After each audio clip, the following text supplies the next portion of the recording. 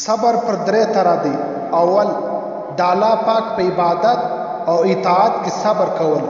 چې کوم سړی د الله پاک اطاعت او عبادت کې صابر او ثابت قدم یې، حق تعالی تبارک و تعالی دغه کس په جنت کې 300 درجې ورکوي.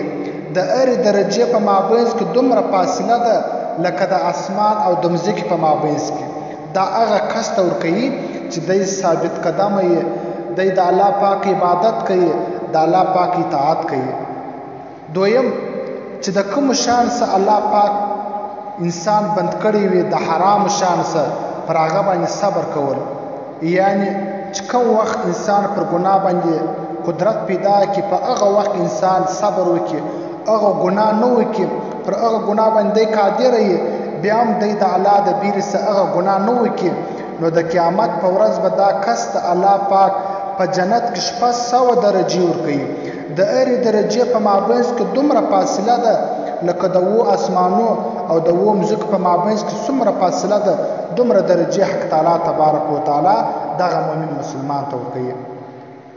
دریم د مصیبت په وخت کې صبر کول.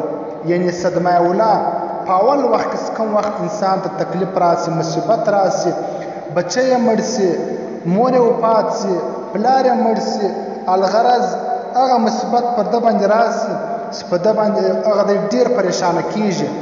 دی په هغه وخت کې صبر وکړي، حق تعالی تبارک و تعالی د قیامت په ورځ په جنت کې 200 درجې دغه مسلمان ته ورکوي.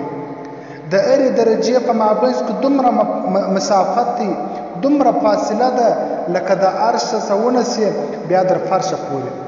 قدرمنو مسلمانانو، حق تعالی تبارک و تعالی دې موږ او تاسو ته د دې 3 شانو د دې 3 صبرو باندې توفیق را نصیب کړي او استقامت را نصیب کړي چې پر دا 3 صبرو باندې صبر وکړو.